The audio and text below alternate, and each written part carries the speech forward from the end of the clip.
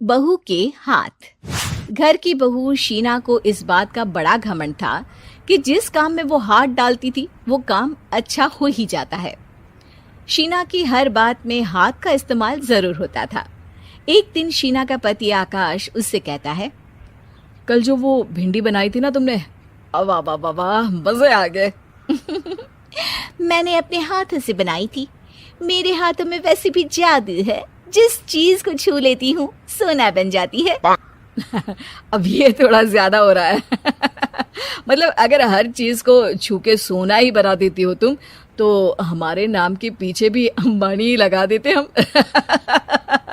चुप रहो, मुंह पे हाथ रख लो, कुछ भी बोलते रहते हो। शीना की सास बगिया से पूजा के लिए फूल चुन रही थी।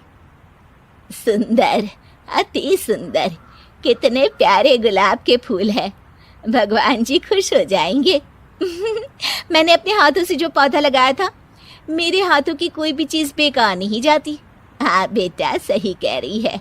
इसीलिए तो तुम्हारे पिताजी से मैंने अपने बेटे के लिए तुम्हारा हाथ मांगा था। और उन्होंने हाथों हाथ में मेरा हाथ आपकी बेटी के हाथ में दे भी दिया था। हाँ बेटा, वो तो है, पर मुझे ये बता, तू ये हर बात में हाथ क्यों बीच में लेकर आती है? माँ जी, पंडित जी ने हाथ मेरा देखकर नैनीताल में कहा था कि मेरे हाथ जगन्नाथ हैं, मेरे हाथों से कभी कोई काम नहीं बिगड़ेगा। तो मेरे हाथों की तारीफ तो मुझे करनी पड़ेगी ना। हाँ हाँ, ठीक ही कह रही हो वैसे। तो मिलाओ हाथ इसी बात पर। शीना को न सिर्फ इस बात पे गर्व था कि उसके हाथ से सब अच्छा होता है, बल्कि घर के सारे काम भी वो पहले अपने हाथ से करती, फिर कोई दूसरा उन कामों को कर पाता। एक दिन शीना कपड़े धो रही थी। अरे घर में वॉशिंग मशीन है तो सही, खुद क्यों थक रही हो? कपड़े पहले मेरे हाथ से धुलेंगे, फिर वॉशिंग मशीन से। पहले हाथ की सफाई, फिर मशीन की धुलाई। अगर आज डाकू गब्बर सिंह होता ना, तो वो ये हाथ मुझे दे दे ठाकुर तुमसे जरूर कहता, और मैं तो दिलवा भी देता तुम्हारे हाथ। हर एक काम में हाथ बटाओ, ज्यादा जुबान न चलाओ, वरना दूंगी एक उल्टे हाथ से। क्या दोगी? कपड़े दूंगी, लो निचोड़ो। ऐसे ही एक दिन, अरे बहू, ये सोफे पर चढ़कर हाथ से पंखा क्यों घुमा रही हो? माँ जी, क्योंकि मेरे हाथ से घूमेगा तो ज्यादा अच्छे से हवा देगा। अरे बेटा, फिर तो तुम गाड़ी का पहिया भी हाथ से घुमा के मायके जाया करो।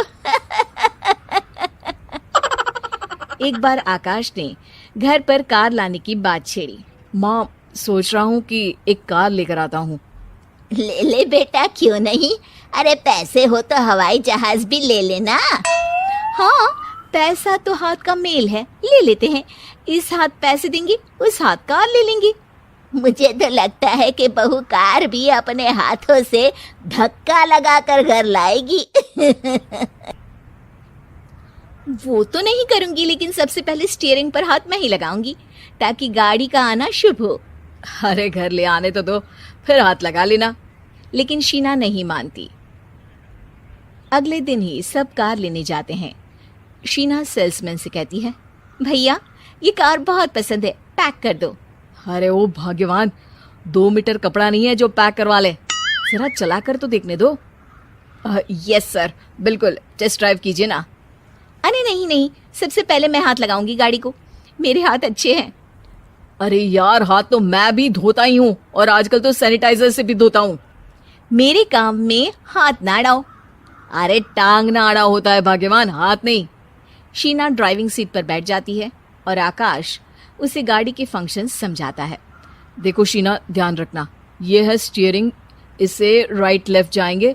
ये है एक्सेलरेटर, इससे स्पीड कंट्रोल कर सकते हैं, और उसी के पास में है ब्रेक, जो तुम्हारी जुबान में शायद मिसिंग है।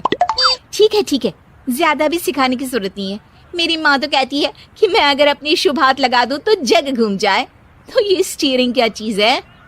शीना गाड़ी स्टार्ट कर देती है और स्टीयरिंग को घुमाते हुए एक्सेलरेटर पर धीरे से पैर रखती है, और शोरूम के बाहर के एरिया में ही गाड़ी घूमने लगती है, जहाँ दूसरी गाड़ियाँ भी रखी हैं। देखा मेरे हाथों का कमाल।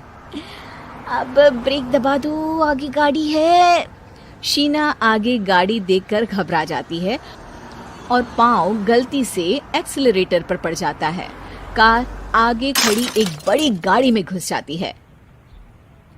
दोनों कार से उतरते हैं। सेल्समैन भागते हुए आता है। अरे 7 लाख की गाड़ी खरीदने आए थे और 15 लाख की गाड़ी ठोक दी। Oh my God. आकाश की माँ, आकाश और शीना घबरा जाते हैं। इतना सारा पैसा कहाँ से आएगा? तभी वहां मैनेजर भी आ जाता है। पूरा माजरा समझता है। अरे टेंशन मत लीजिए, गाड़ियों का इंश्योरेंस था। आप जो कार लेने आए थे वही खरीद लीजिए। पर मैडम, जब तक आप सीख ना ले तब तक गाड़ी मत चलाइएगा। अभी तो आपने गाड़ी बस ठोकी है, जिसका बीमा भी था, लेकिन सड़क पे चलते हर इंसान का बीमा नहीं होता। अरे मेरे हाथों से ठुक भी गया ना तो उसकी जिंदगी बन जाएगी, और अगर चला भी गया तो स्वर्ग ही पाएगा। मैनेजर साहब, मेरे हाथ में कोई दिक्कत नहीं है, वो तो बस पाँव गलत जगह पर चला गया था।